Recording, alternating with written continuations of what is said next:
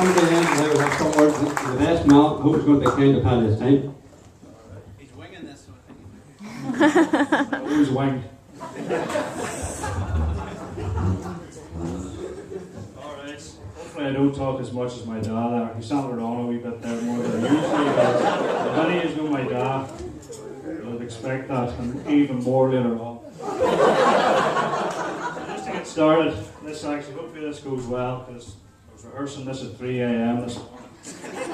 And I was after 10 pints, it sounded amazing. I don't know what I did. Just to begin with, Paddy told me, he said, you know, whenever you're doing this, you can say whatever you like to me, or about me, but don't say anything about Karen. So, basically, I'm going to do that. So, sorry? I'm just shaking a bit. So, I was actually, whenever Paddy, he actually invited me to be his best man. He said, did you hear I got engaged? I said, no, I didn't. He says, well, I just got engaged there. And I said, well, to begin with, commiserations, obviously. So, that was the first thing I said to him. And he went on to say, oh, really, did you still want to do it? And he says, does Jay not be the better man? And the Shay keeps telling me all day he is the better man, for Christ's sake. And always will be, apparently. But I'm just going to tell a few stories about Pat's over the year. You know, a lot of the friends in the crowd there will know these probably better than me, but I'm just kind of doing them. So no heckling from the from the mutants down to table 7 there.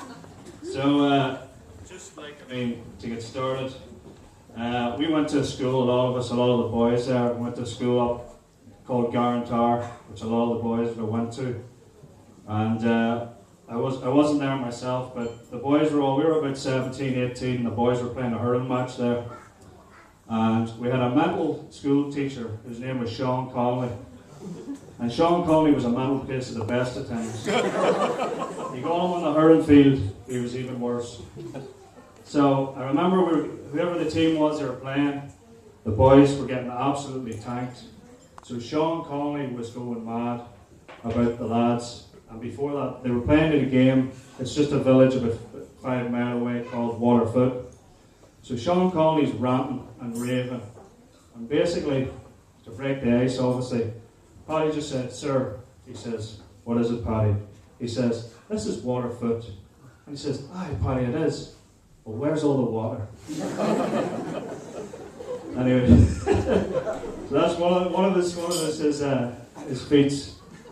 But I remember there was one. I think it was Gavin McAllister, or else it was Oshie Scullion, was telling me whenever they were in university and college there over in Manchester, it was a lovely day like today, and they went out to the park, and they decided to get themselves a few beverages.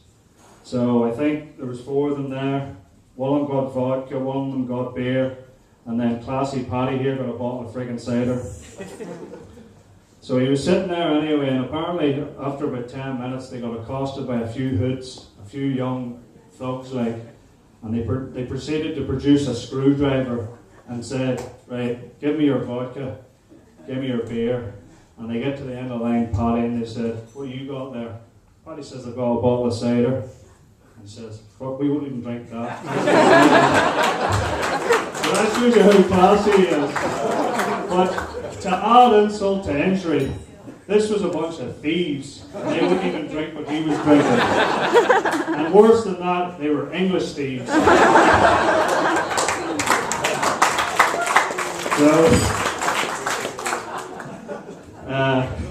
anyway.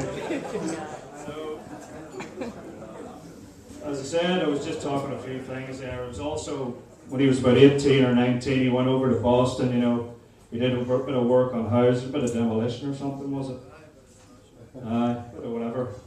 So anyway, he told me, whoever his boss was at the time, I think his name was Mulhern, he says, he brought him into the house and he says, I want you to knock that wall down.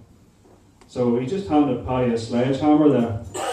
And Paddy said, he says, I'll be back in about an hour and a half or 2 hours.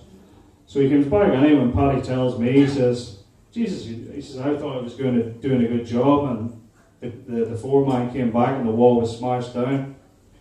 apparently the woman, the old woman who owned the house, comes by and he says, that fucking guy who was working for you just knocked down all my photographs. He just smashed everything on the other side. So basically, in one foul sweep, he wrote down an entire person's history. So fair play to you. So we could have used him in Berlin about 20 years ago. But just to wrap it up, I'll just, I'm trying to stay as, as moderate as I can. But this is another story about. It's about hurling. They're playing in Dunloy. It's a village about 20 miles away from here. And Paddy and I think Thomas Crawley was there, and a few other lads. And to begin it up, just to give you a bit of the background of the story, it's about balls, but not the one that you play in the park with. So we go in anyway. It was in November, and if any of us have been to Dunloy, as a lot of us had, it's one of the coldest places in the world. Or not, like. And anytime we always used to go play there, it was snowing, it was raining, it was always freezing.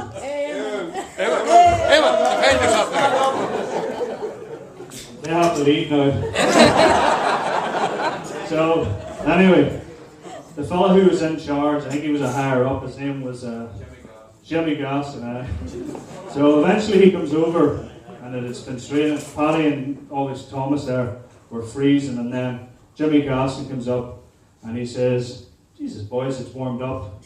Paddy just shoots back as quick as you like. Higher bye. So my mum looks very proud here, and she said to me before I start, John, say whatever you want, as long as it's not obscene or lewd or anything like that. But I'm just going to offer you a wee bit of advice before you go. I've always found that sometimes you have to put your mouth where your balls are.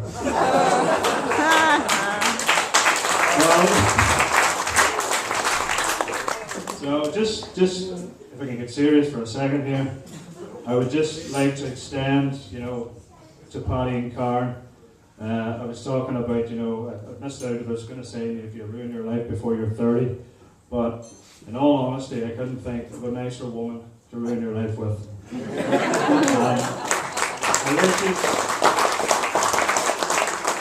I wish you all the best for the future, and God bless.